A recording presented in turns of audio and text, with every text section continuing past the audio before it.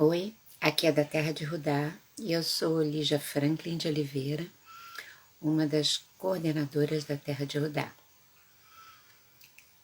E desejo que essa conversa seja inspiradora para o coração que ela chegar, que ela conseguir atingir. Então,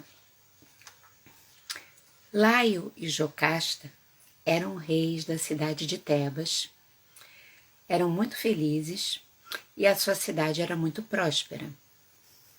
Jocasta engravidou e nasceu um menino. E quando ele nasceu, Laio e Jocasta se lembraram de uma profecia que eles haviam até esquecido, não tinham ligado. A profecia era de que se eles tivessem um filho homem, esse filho mataria o pai e se casaria com a mãe. Bom, depois que a criança nasceu, essa criança era Édipo, os pais ficaram muito assustados e o medo dentro deles foi crescendo, foi crescendo, foi crescendo. E chegou num ponto insuportável. Laio conversa então com Jocasta e os dois decidem que aquela criança, que era uma criança perfeita, não deveria viver. Laio então, gente, chama um pastor de ovelhas que trabalhava para ele há muitos anos, de quem ele gostava muito e confiava, contou toda a história para esse homem, que era um homem simples, e pediu-lhe o imenso favor de que, em completo segredo, ele levasse a criança e matasse essa criança no meio da floresta. O pastor, que era completamente dedicado ao seu rei, se sentiu na obrigação de obedecê-lo. E no dia seguinte, de manhã bem cedo, esse pastor leva o bebê para o meio da floresta, pendurado pelos pés. E o nome Édipo, eu não sei se vocês sabem, significa pés feridos ou pés furados por causa desse momento. Mas quando chegou lá no meio da floresta, o homem colocou o bebê no chão, mas ele não teve coragem de matá-lo. Ele não conseguiu matá-lo. Ele acabou meio no desespero, deixando o bebê lá para que a sorte, a vida decidisse o que deveria acontecer com ele. Ele retornou a Tebas. Laio e Jocasta perguntaram se ele tinha feito o que era para ser feito. Ele falou que sim. E o resto da vida ficou em silêncio. Bom, naquele mesmo dia mais tarde, um grupo de homens, talvez caçadores, que moravam em Corinto, uma outra cidade, passaram pelo mesmo lugar que o bebê Édipo estava, ouviram seu choro e levaram um susto quando encontraram uma criança abandonada ali. Ficaram meio tontos, não sabiam exatamente o que eles fariam com aquela criança. E aí um deles se lembrou que o rei e a rainha da cidade de Corinto desejavam há muitos anos ter um filho e não conseguiam ter esse filho de jeito nenhum. A rainha não engravidava. E aí eles tiveram a ideia de levar essa criança até o palácio e entregar para o rei e para a rainha. Assim eles fizeram. O rei e a rainha ficaram encantados com a criança e imediatamente adotaram Édipo como filho deles. E Édipo foi criado como um príncipe, com todo o amor, com todo o carinho, com todas as coisas boas da vida o cercando o tempo todo. Ele se tornou um jovem adulto e ele era feliz e realizado. Mas esse jovem adulto foi consultar um oráculo para pensar sobre o seu futuro de alguma forma, para saber. E aí ele teve um choque muito grande. O oráculo revela para ele aquela mesma profecia. Diz para esse jovem: você matará seu pai e casará com a sua mãe. Édipo ficou muito perturbado com aquela notícia. Ele não conseguiu contar isso, nem para o pai, nem para a mãe, e passou muitos dias naquela perturbação.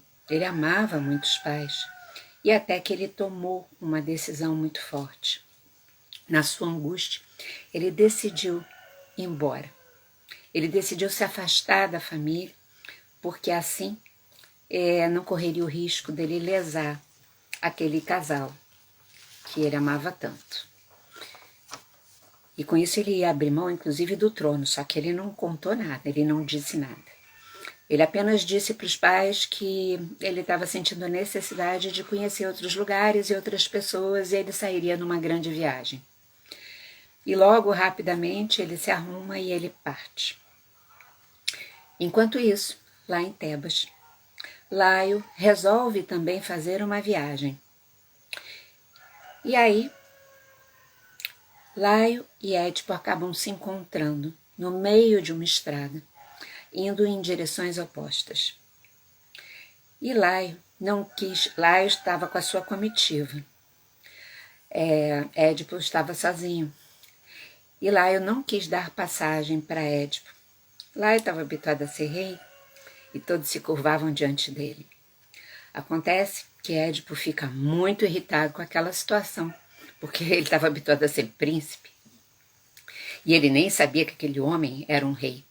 Ele ficou muito, mas muito furioso com o descaso da atitude daquele homem com ele na frente de todo mundo. E aí, na sua impetuosidade, Édipo desafia o rei para lutar com ele, para defender a sua honra, para não se sentir diminuído diante dos outros. E Laio, que era um rei, não teve outro remédio senão aceitar. Acontece que Édipo era um bom guerreiro e era muito mais jovem que Laio, né? Claro. E os dois lutam e Édipo, como a gente sabe, é vencedor, é vitorioso dessa luta e mata aquele homem ali mesmo, onde eles estavam. Bom, enquanto a comitiva de Laio estava atônita, porque ninguém esperava que uma barbaridade dessa fosse acontecer, Édipo se retira e se dirige para uma outra direção. A comitiva, então, leva o corpo de Laio de volta para Tebas. E lá aconteceu o enterro, Jocasta recebe a notícia e todo o reino se entristece muito. Tempos depois, muito tempo depois, Édipo, já recuperado do mal-estar daquele acontecimento, mas ele não tinha culpa nenhuma, gente, sobre aquela história, porque ele acreditava que ele tinha defendido a honra dele. E pronto. E aí achava isso natural. E aí ele resolve ir conhecer Tebas. Até porque ele nem sabia que aquele homem que ele havia matado era rei, nem que tinha vindo de Tebas, que morava lá. Ao chegar em Tebas, Édipo vai ao encontro de um monstro que vivia nessa cidade. É um monstro que tinha uma cabeça humana e um corpo de leão, que era a Esfinge. A Esfinge era um monstro porque quem se aproximasse dela tinha que responder a uma pergunta, a um enigma que ela oferecia para a pessoa. Se a pessoa acertasse, seguiria livre, mas se a pessoa errasse, a Esfinge devorava essa pessoa, como nós sabemos essa história, não é? Bom, e o que acontecia é que ninguém conseguia responder a pergunta da Esfinge, então todos eram devorados. Mas Édipo era muito intrépido. E ele ali se apresenta e a Esfinge faz a pergunta para ele. Ela pergunta: quem é que anda com 4 pernas de manhã, 2 pernas à tarde e 3 pernas à noite? Édipo, então, responde corretamente. Ele é vitorioso. Ele diz: esse ser é o ser humano, que quando criança pequena, engatinha. Por isso, quando criança pequena é de manhã, engatinha, 4 pernas. Depois, e na sua fase toda adulta, que significa tarde, anda em pé, com 2 pernas. E na velhice, que significa noite, na pergunta, anda de bengala, 3 pernas. A Esfinge, então, fica muito furiosa por ter perdido e, de fúria, ela se joga num abismo, desaparecendo para sempre. Tebas então fica livre daquele monstro. A notícia se espalha rapidamente por toda a população e chega ao palácio. Havia um homem que tinha chegado na cidade, muito corajoso, forte e extremamente inteligente, que havia libertado o povo de Tebas da esfinge. Resolvem, então, fazer uma grande festa no palácio em homenagem a Édipo. E convidaram a toda a população. Não é? Ele é visto como um herói. Ao chegar na festa e ao ver Jocasta, imediatamente, ela era uma mulher linda ainda, embora mais velha que ele, não é? Mas muito linda, e um sente uma atração irresistível pelo outro. Édipo e Jocasta acabam se casando pouco tempo depois. E Édipo torna-se o rei de Tebas, com a aprovação, na verdade, de todo mundo, de todos, todos felizes com aquele novo rei. Édipo e Jocasta mostram-se, na verdade, ótimos reis. E eles são felizes, e eles têm filhos, e tudo parecia que corria bem, tudo certo. Até que surge uma peste terrível na cidade. Ninguém conhecia cura para aquela peste. E aí, sem saber mais o que fazer para resolver o problema do seu povo, Édipo novamente consulta um oráculo. E nessa consulta ele é esclarecido que a causa da peste é um crime muito grave que havia sido cometido e que continuava sem ser justiçado, continuava na injustiça. Édipo, então, dedica-se fortemente a pesquisar que crime era esse, o que havia acontecido. E nessa investigação, então, ele descobre que ele era o criminoso. E ele descobre que ele havia matado o próprio pai, então, que Laio era o seu pai, e tinha casado com a sua mãe. Bom, ele e Jocasta, que acompanhou toda a investigação junto com ele, ficam desesperados completamente. Jocasta se suicida. E Édipo, no seu desespero, cega a ele mesmo. Ele se torna cego. Ele abre mão da condição de rei, entrega o governo de Tebas para os seus 2 filhos homens, não é? E resolve ir embora como uma pessoa simples e comum. Ele queria ficar desconhecido. Ele está muito deprimido, na verdade, completamente entristecido. Aí, sua filha, Antígona, resolve acompanhá-lo e se oferece para ser sua guia, já que ele estava completamente cego. Bem, a introspecção e a tristeza faz Édipo se dar conta e aprender muitas coisas sobre ele e sobre a vida. Ele e Antígona passam por vários lugares, por várias pessoas, por várias cidades, até chegarem à cidade de Colono, que era a cidade que Édipo, na verdade, desejava ir e ficar, porque era um lugar muito simples e muito tranquilo. Em Colono, Édipo contou com a proteção de Teseu, um grande herói, que se compadeceu com a história de Édipo e admirava a honestidade de Édipo e acabou se tornando amigo dele e resolveu protegê-lo e a Antígona. Aos poucos, bem devagarinho, as pessoas foram conhecendo Édipo e descobriram a sua sabedoria, que tinha se desenvolvido com tudo o que havia lhe acontecido ao longo da vida. Ele se tornou, então, gente, um sábio conselheiro para as pessoas sofridas. As pessoas que tinham problemas começaram a vir a lhe pedir seus conselhos. Esses conselhos continham essa sabedoria desenvolvida pela vida vivida dele, né? Mas também eram cheios de empatia pela dor do outro, porque ele conhecia a dor. Antígona e Édipo tornaram-se muito queridos, e Édipo morreu, em paz, em Colono, como era o seu desejo. Bem,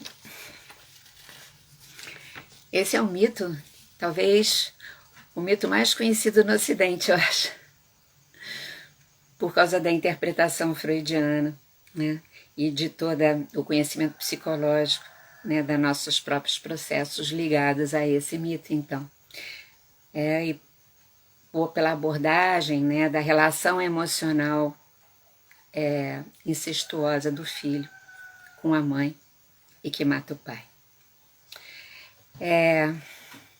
Isso acho que grande parte de nós conhece essa história e sabe do que se trata, não é? Só que eu quero trazer um olhar ampliado para essa história, que é uma história tão forte, porque esse olhar, assim, eu percebo que raramente é abordado. E os mitos, né, minha gente, em decorrência dos seus conteúdos arquetípicos, eles são capazes de ter inúmeros significados diferentes, sem que um significado anule o outro. E essa é a riqueza dos mitos, que, na verdade, por isso também nos ensinam indiretamente que o que nos acontece na nossa vida sempre tem inúmeras possibilidades de se realizar. Nós é que vamos escolher como é que a gente vai se relacionar com aquilo, com que possibilidade a gente fica. Então, eu acho que os mitos também nos relembram disso, que é algo muito importante da gente não se esquecer. Então, existe a interpretação freudiana que conhecemos, mas eu quero muito chamar a atenção. Espera um pouquinho que eu tenho que abrir aqui a porta para minha cachorra entrar, que ela está batendo na porta. Ela quer participar. Entra, Viola. Bom, e eu quero chamar a atenção para um detalhe de suma importância, eu acho. O Édipo, que sai da cidade de Corinto, onde ele foi criado, é um homem jovem, cheio de vitalidade, com boas intenções. Tanto que ele se afasta, né, porque ele não quer de jeito nenhum ter a possibilidade de causar mal, né, para os seus pais, que ele ama tanto. Ele é corajoso e ele é ousado. Tanto que ele sai e depois ele enfrenta a esfinge, né, que era uma coisa que todo mundo tinha pavor.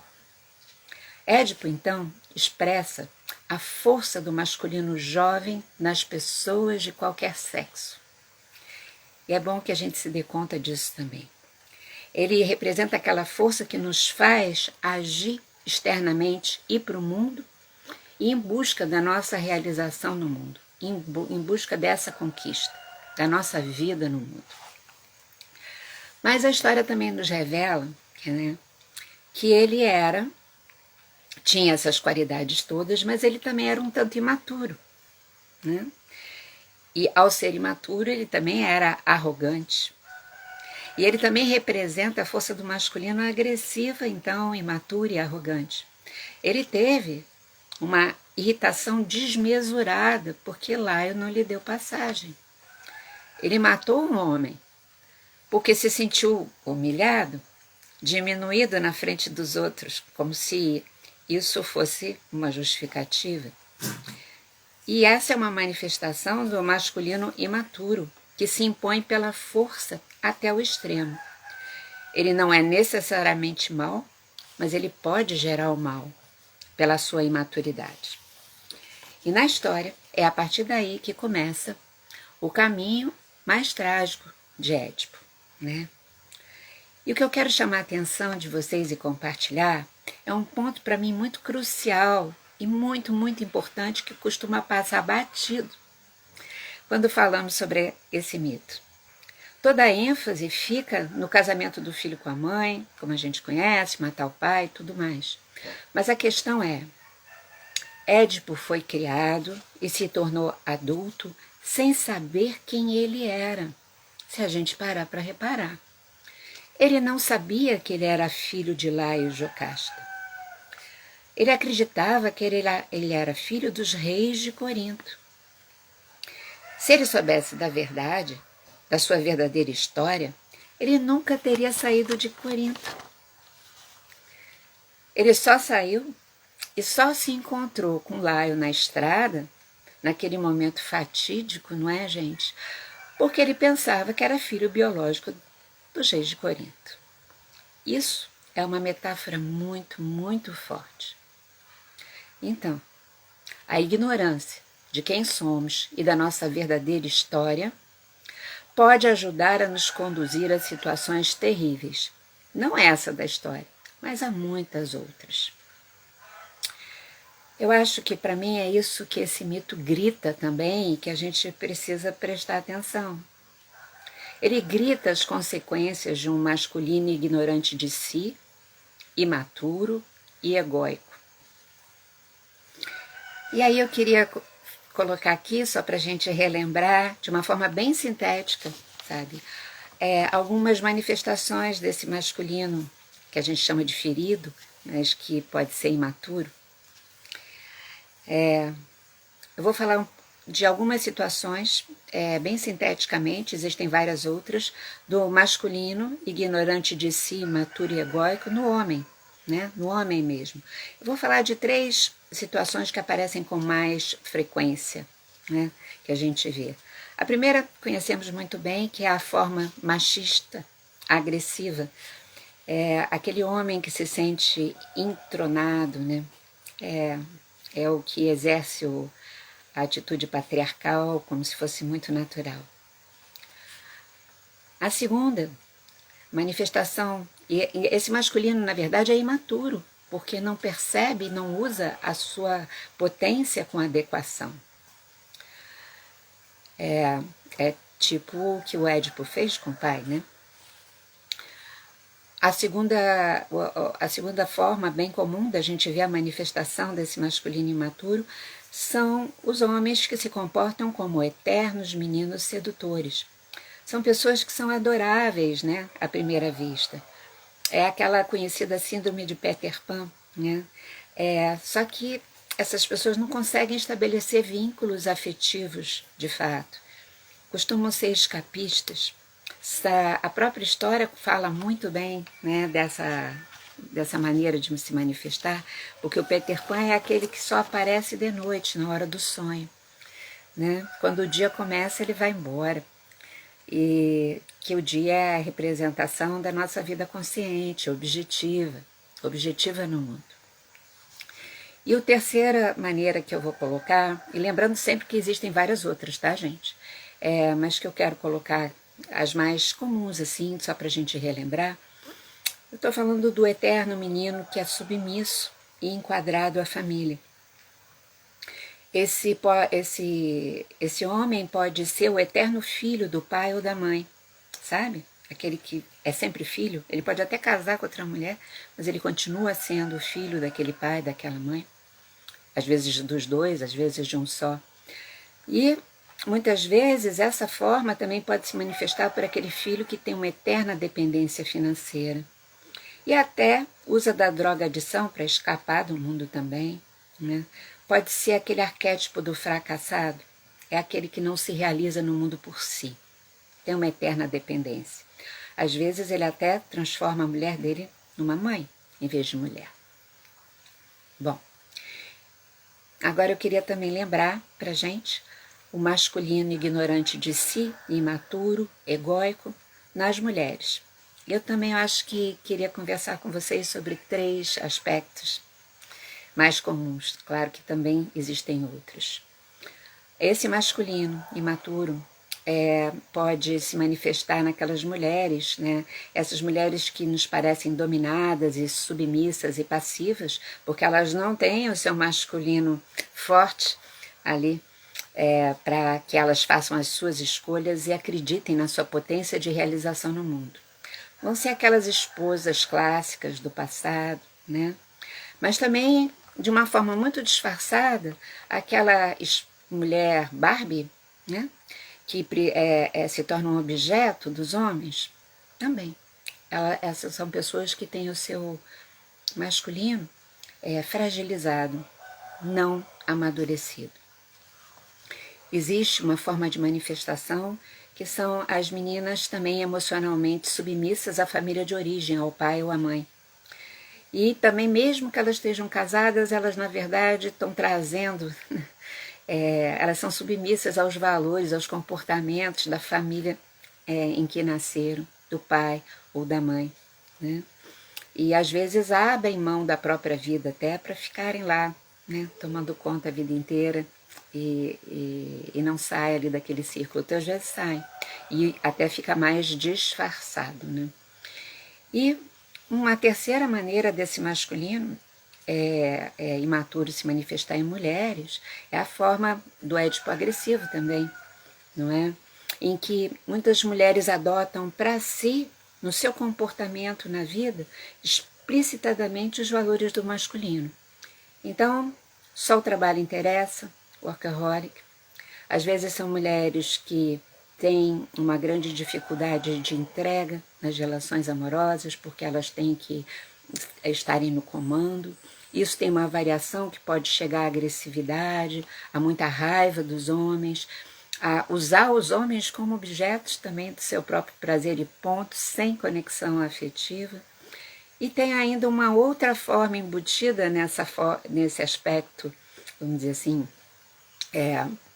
impositivo, autoritário do masculino imaturo, que são as mães, mulheres devoradoras, porque elas querem se impor, né, para os seus próximos, sem enxergar essas pessoas e querem ter um poder, um domínio, né, sobre as pessoas da família, às vezes o próprio marido, às vezes os filhos e as filhas.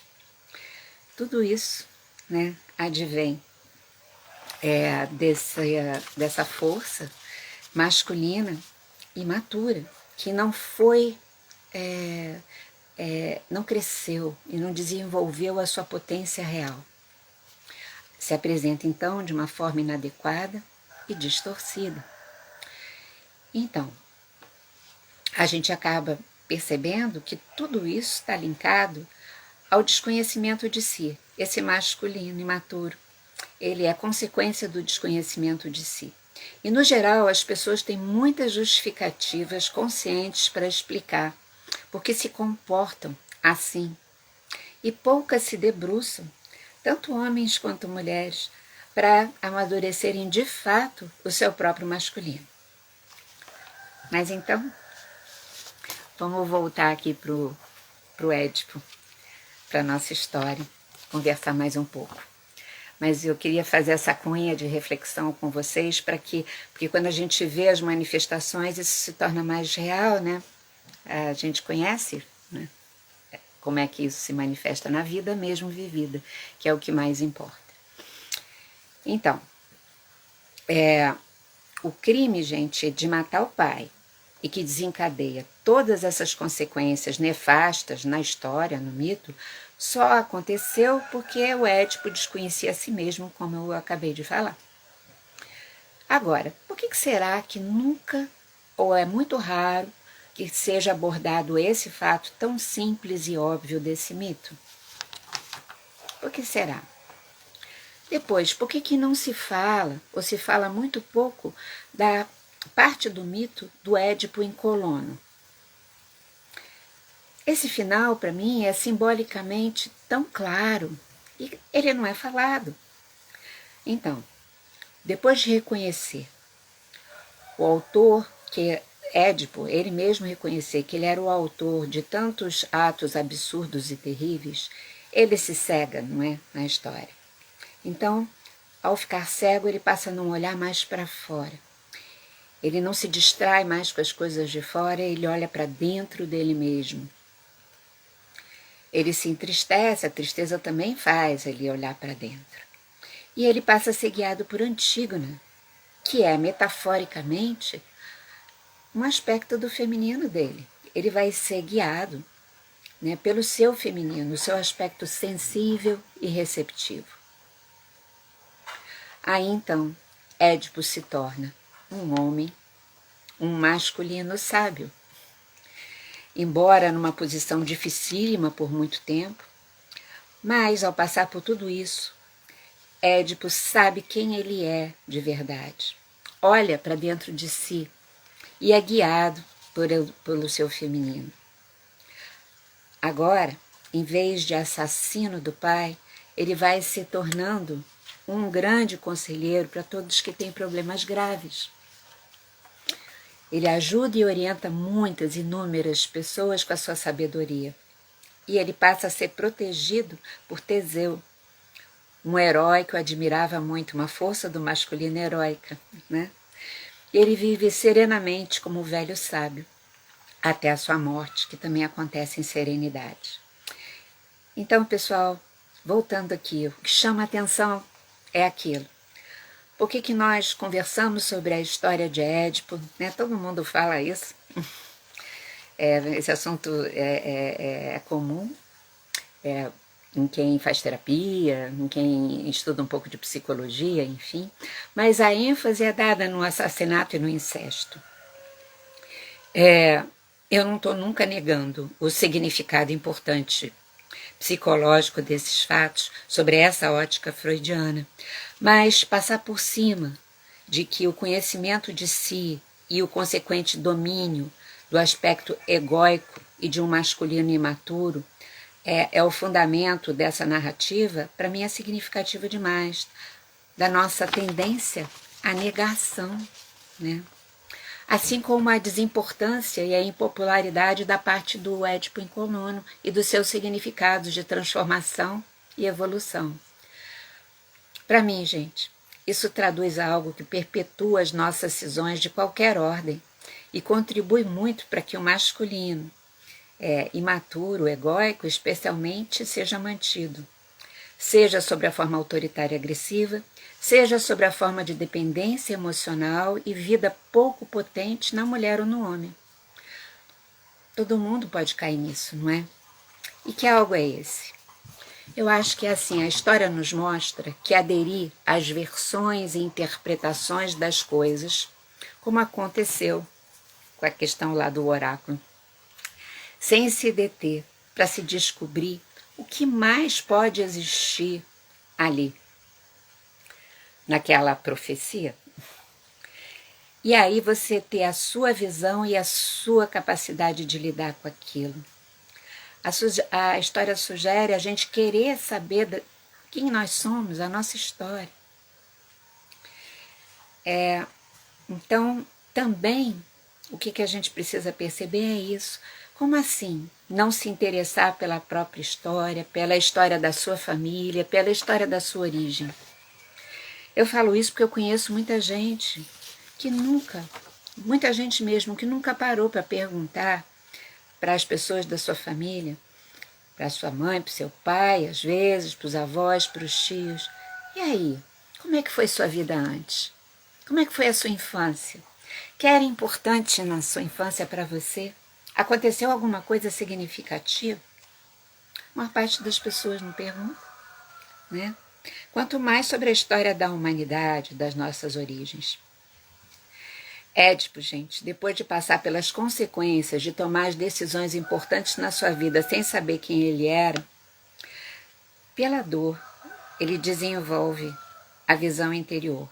E eu já comentei antes, em outras conversas aqui, que esse motivo da cegueira, né, surge em vários mitos. No mito de Votan, de Taliesin, de Horus, no Egito, exatamente representativo, a cegueira mitológica representativa dessa olhar para dentro e se tornar sábio, né, através da visão interna. Bom, e como Édipo também aceita ser guiado simbolicamente por Antígona, né? Então, ele passa a valorizar a sensibilidade, o sentimento, a amorosidade, o movimento de cuidar e de ajudar os outros, que na história a Antígona mesmo oferece para ele isso, né? Então, aí eu acho que está o caminho do desenvolvimento do masculino sábio em qualquer pessoa, em qualquer idade, o conhecer-se em conexão com o feminino. Aí a potência de realização no mundo vai se tornar vitoriosa, não pelo poder de dominação sobre nada nem sobre ninguém, mas pela potência do amor e da cooperação com a vida em todos os seus aspectos, de forma equilibrada, e que gera mais e mais vida.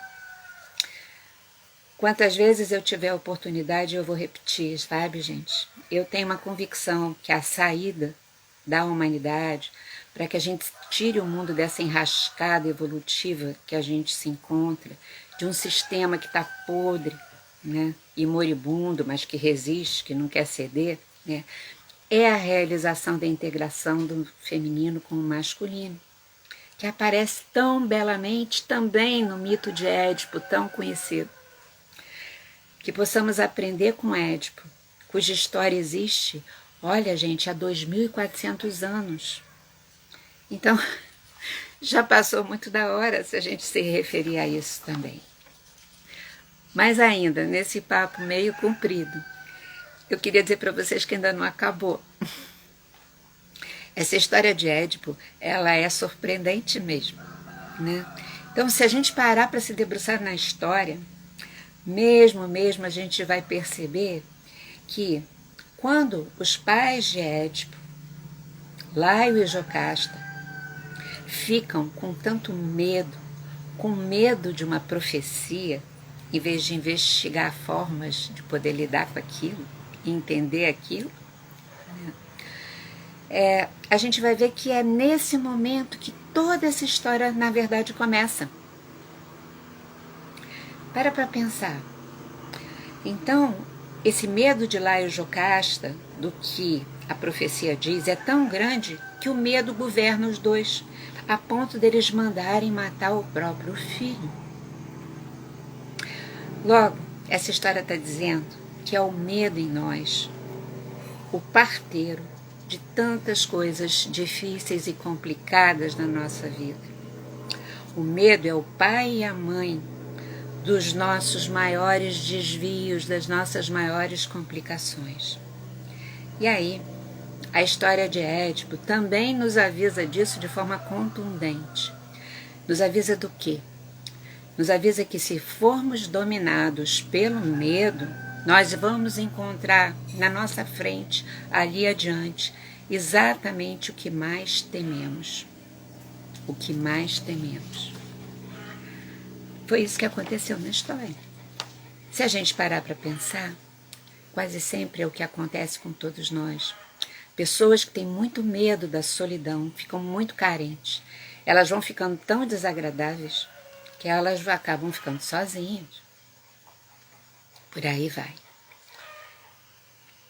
Então, gente, para mim, o fascínio que esse mito causa é porque ele possui esse monte de conteúdos.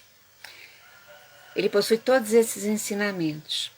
É claro que é difícil, é claro que é pesado, mas o que eu insisto sempre em conversar com vocês e com todo mundo é que é muito mais pesado quando a gente não conhece, porque a consequência da nossa ignorância é sempre muito, muito, muito pesada e difícil. Então, eu queria convidar vocês que me acompanharam aqui nessa conversa, além de agradecer a presença, mas convidar vocês e quem ouvir esse nosso papo depois, a se inspirar nesse mito tão antigo e tão significativo, na sua, vamos dizer assim, em todos os seus significados, que eu acho que são muito atuais, esses todos que eu trouxe aqui agora, no sentido de que a gente está vivendo um tempo que precisa se apropriar mais do que nunca deles. E, se quiserem, compartilhem com pessoas que vocês acham que possam ajudar também. A gente deve saber que quando uma história atravessa os séculos e permanece viva, é porque o conteúdo dela é vivo dentro de um número muito grande de seres humanos. É isso então, um grande abraço e vamos em frente. Tchau, gente.